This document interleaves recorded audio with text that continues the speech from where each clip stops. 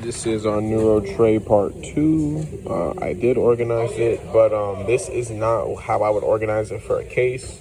This is just to help me do an overview and remember the instrumentation in there for the upcoming cases I got. So let's start here. These are called rongeurs. There's a small difference. One's curved, these two are straight, and they have a, generally the same grasping mechanism, except this one has a little slight curve. This is a very important instrument. They use it for dissecting bone tissue. They use it for removing bone. It's biting, cutting bone. Very essential in the case. These are your elevators. These are kind of used like chisels, or sometimes they'll put it to space out the bone. And then they'll use the rongeur or another instrument to dissect another bone. So they'll use it kind of like a bone retractor in a way. These are called elevators. So you have two key elevators, only two. This is a cob. Excuse me, this is a curette. These are like bone scrapers. They give you fine cuts of bone, nice fine cuts. And there's a bunch of them. They're a pain in the ass to organize during a case. So a lot of techs wrap them up in a towel and staple it and then hang them up right there.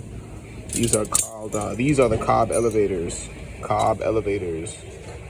They're like chisels. Surgeons use that paired with a mallet and they chisel away. Perhaps the most important instruments in this whole tray, besides the rongeurs and these cobs, are going to be these carousins and pituitary rongeurs. These are also rongeurs. They are used for dissecting bone tissue. They come in several different variations. You have up biting, down biting, angled biting. They're very essential in laminectomies and disectomies. Very essential procedure.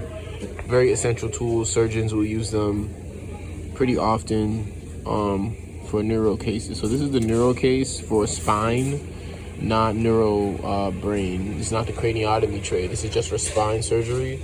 So when you open up the case, it's going to come with these two trays, A and B. So A is going to have like, your stringer instruments.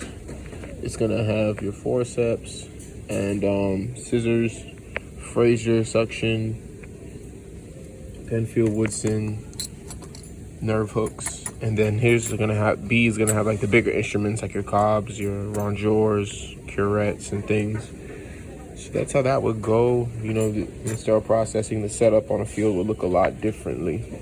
But yeah, so we're gonna move on to craniotomy next. Going through our trays one at a time.